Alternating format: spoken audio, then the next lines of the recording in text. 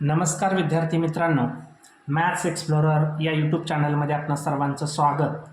आपण शेवटच्या व्हिडिओमध्ये मॅथ्स वनमधील सेट्स या लेसनमधील प्रॅक्टिस सेट 1.12, 1.4 सर्व प्रॅक्टिस सेट आपण आपल्या यूट्यूब चॅनलवरती अपलोड केलेले आहेत.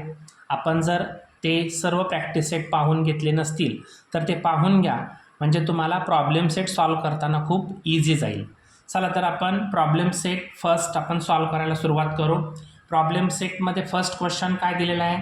Choose the correct alternatives and answer for each of the following questions.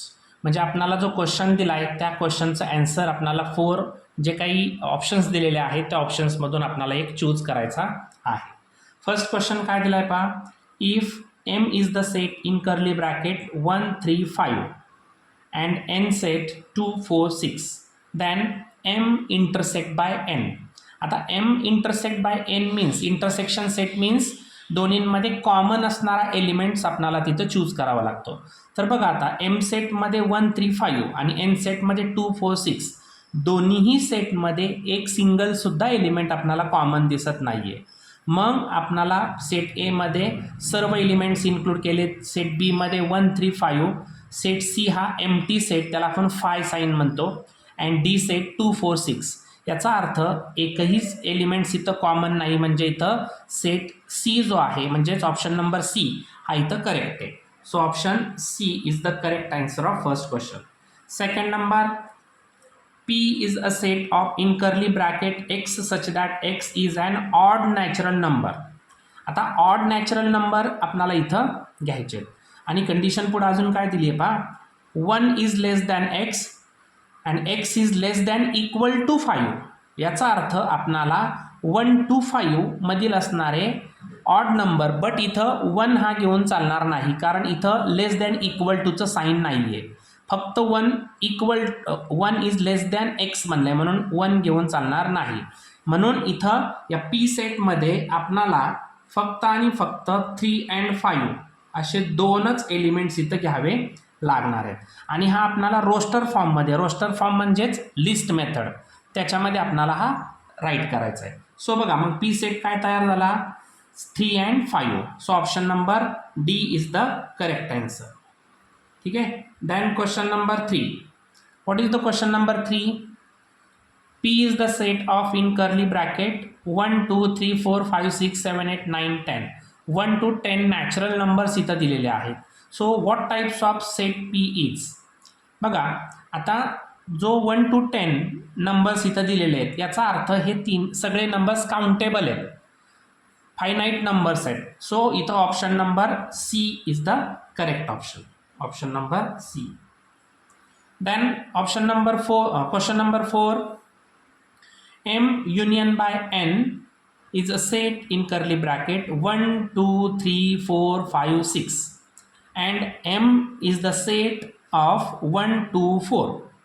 Okay, 1, 2, 4.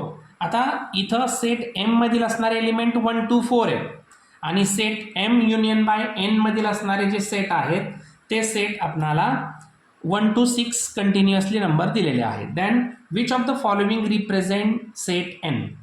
म्हणजे आता इथं दिसतंय काय, M युनियन बाय N म्हणजे M सेटमधील आणि N सेटमधील सर्व एलिमेंट्स याच्यामध्ये येतात. मग M सेटमधील आपल्याला एलिमेंट्स कोणते दिलेले आहेत? 1, 2 and 4. मग N सेटमध्ये कोणते कोणते एलिमेंट्स होतील? राहिलेले एलिमेंट्स कोणते आहेत इथं? तर 3, 5, 6. मग 3, 5, 6 असणारे एलिमेंटचा ऑप्शन आहे का? तर नाही. याचा अर्थ कोणता तरी एक एलिमेंट्स याच्यामध्ये जास्त असणार आहे. मग बघूयात आता. Option number 1, 1, 2, 3. मग आता 1, 2 तर M या सेटमध्ये आहेत म्हणजे हा तर ऑप्शन कॅन्सल झाला. 3, 4, 5, 6 पहा इथं 1, 2, 3 आहे म्हणजे 3 चालेल, 5 चालेल, 6 चालेल आणि 4 डबल असेल म्हणजे हा सुद्धा ऑप्शन इथं चालतोय. ठीक आहे, म्हणजे हा ऑप्शन करेक्ट असू शकतो. सी ऑप्शन पाहूया. 2, 5, 6. आता 2 चालणार नाही कारण M सेटमध्ये तो आहे. ओके, म्हणजे तो नाही चालणार. त्यानंतर ऑप्शन नंबर डी 4, 5, 6. आता 4, 5, 6 जो आहे हा 4, 5, 6 आपण नीट ऑब्झर्व केला तर बा इथं 4 नंबर दिलेला आहे, बरोबर. मग आपण आता राहिलेले जे नंबर्स आहेत ते राहिलेले नंबर्स याच्यात नाही आहेत, म्हणजे 3 नाही आहे नंबर, म्हणजे हा येत नाही, हा सुद्धा का नाही येणार, तर याच्यामध्ये सुद्धा 3 दिलेला नाही म्हणून. परंतु बी सेट इथं करेक्ट आहे, कारण बी सेटमध्ये येणार 3, 4, 5 अँड 6 आणि हे सगळे कॉमन केले तर आपल्याला युनियन सेट मिळतोय. म्हणजे ऑप्शन नंबर कोणता इथं बरोबर, B option. Then 5th number question बघा, पुढच्या पेजवरती आहे 5th नंबर क्वेश्चन. काय दिलेला आहे नीट समजून घ्या. क्वेश्चन नंबर 5th दिसतोय का तुम्हाला, क्वेश्चन नंबर 5th? हां बघा, क्वेश्चन नंबर 5th आपल्याला दिलेला आहे इथं, नीट समजून घ्या. If P is the subset of M, then which of the following sets represent P intersect by P union of M?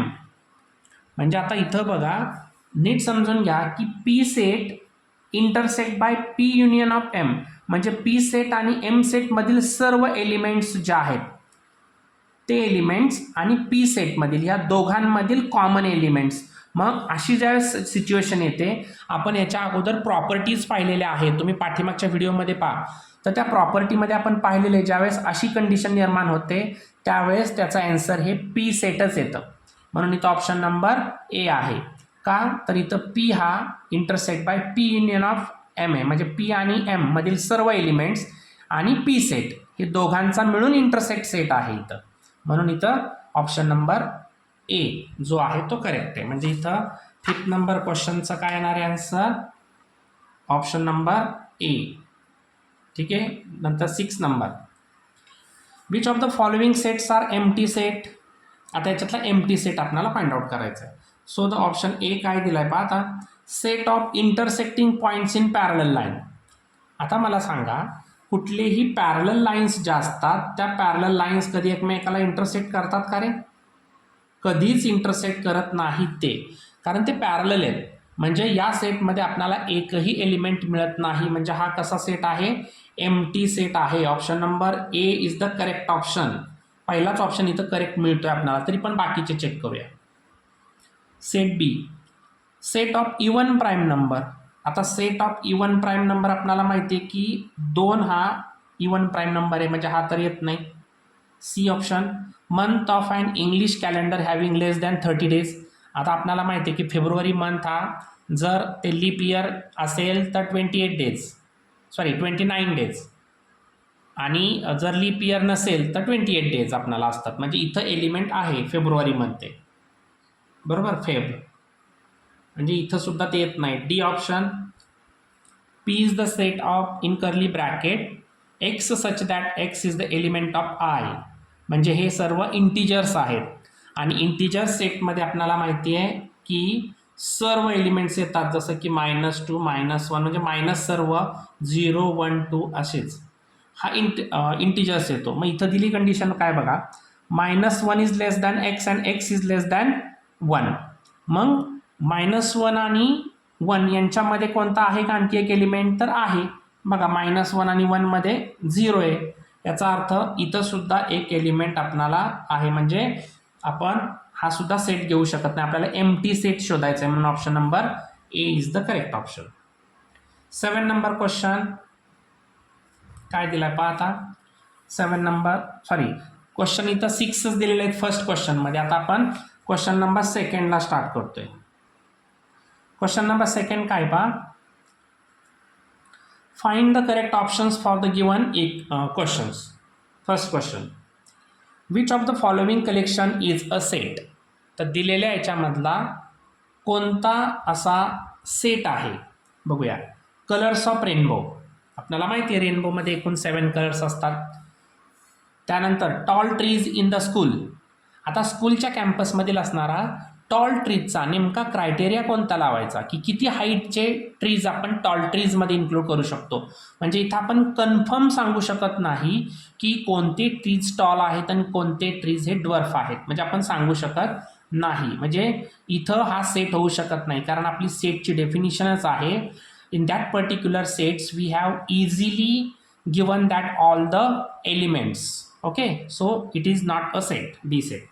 Then C, rich people in the class. Which criteria we have to use here? Those are the persons are rich and those are the persons are poor. We could not to identify the poor and rich in this way, so this is not a set. Then D, easy examples in the book. How to identify or how to decided that which are the easy examples and which are the difficult examples? It means student by students, these are the examples are different. Some students, it means जे अगदी sharp students आहेत त्यांना एखादं example easy वाटेल, but तेच example इतर स्टुडंट्सला थोडंसं difficult वाटेल. म्हणजे आपण इथं नाही सांगू शकत की इझी एक्झाम्पल्सचा सेट नेमका बुकमधला कोणता असेल. म्हणजे इथं आपण सेट जो तयार होतोय तो ऑप्शन नंबर ए हा तिथं तयार होतोय. देन नेक्स्ट आहे सेकंड क्वेश्चन. काय पाहूया. हां, second number question. Which of the following sets represent N intersect by W. आता एन सेट जो आहे, एन सेट आपण सांगतो बघा. एन सेट म्हणजेच काय असतंय, एकच मिनटं मी इथं थोडं फोल्ड करतो म्हणजे तुम्हाला लक्षात येईल. पेज फोल्ड करतो म्हणजे सॉल्व करून देतो. बघा इथं फर्स्ट क्वेश्चन होता, सेकंड क्वेश्चन. तर एन सेट जो आहे आपण 1 2 3 4 असे सगळे नॅचरल नंबर्स आपण इनफायनाईट डिस्टन्सपर्यंत सांगतो. आणि डब्ल्यू फॉर होल नंबर की ज्याच्यामध्ये 0 ॲड होतोय. मग बघा आता काय सांगितलं त्यांनी, which of the following set represent N intersect by W. Intersect म्हणजे दोघांमधला कॉमन. म्हणजे येणार सेट इथं कोणता, 1 पासून पुढे 1 3 4 असे हा सेट इंटरसेक्ट बाय सेट येणार. म्हणजे ऑप्शन नंबर 1 म्हणजे ए ऑप्शन इथं करेक्ट ऑप्शन आहे. ठीक आहे. Third one, P is a set of in curly bracket X such that X is a letter of the word Indian. Then which of the following set is set P in listing form. आता Indian या लेटरपासून तयार होणार आपल्याला set तयार करायचा आहे, P set. आता Indian बघा आपण त्याचे सर्व रूल्स पाहिलेले आहेत लिस्ट मेथडचे, की आलेल्या वर्डमधील असणारे डबल आलेले जे लेटर्स आहेत ते डबल आलेले लेटर्स आपण एकदाच घेतो. मग कोणते येणार, आय येणार, कॉमा कॉमा द्यायचा असतो लिस्ट मेथडमध्ये. एन डी आय झालेला आहे, ए आणि एन सुद्धा झाला. याचा अर्थ आपणाला सेट काय मिळाला, आय एन डी ए. म्हणजे option number B is the correct option here. I N D A option B बरोबर आहे. Then fourth number question, if T is the set in curly bracket 1 2 3 4 5 म्हणजेच first 5 numbers natural numbers. M set 3 4 7 8. Then T union of M, T union of N. आता T set आणि union of M set म्हणजेच T आणि M मधील सर्व elements याच्यामध्ये येणार. 1 2 4 तर येणारच, 1 2 3 4 5 7 and 8 ऑल एलिमेंट्स. फक्त डबल एलिमेंट्स आले तर सिंगल घ्यायचे. ऑप्शन नंबर कोणता आहे बघा इथं, हां ऑप्शन नंबर सी इथं करेक्ट ऑप्शन आहे. Option number C. अशा पद्धतीने हा क्वेश्चन नंबर सेकंड इथं कंप्लीट झालेला आहे. क्वेश्चन नंबर फर्स्ट आणि क्वेश्चन नंबर सेकंड आपणाला मल्टिपल चॉईस क्वेश्चन्स होते. सो आपण सर्व क्वेश्चन्स इथं सॉल्व केलेले आहेत. जर तुम्हाला स्क्रीनशॉट घ्यायचा असेल तर याचा घेऊ शकताय. नंतर आपण या प्रॉब्लेम सेटचे क्वेश्चन नंबर 3 4 5 असे पुढचे जे क्वेश्चन्स आहेत ते नेक्स्ट व्हिडिओमध्ये पाहूया. अजूनही आपण चॅनलवरती नवीन असाल आणि आपणाला मॅथ्सची सर्व नोटिफिकेशन्स जर हवी असतील सोडवलेली तर आपण या चॅनलला लाईक करा, शेअर करा आणि सबस्क्राईब करा. बाजूच्या बेल आयकॉनवरती सुद्धा क्लिक करायचे. धन्यवाद.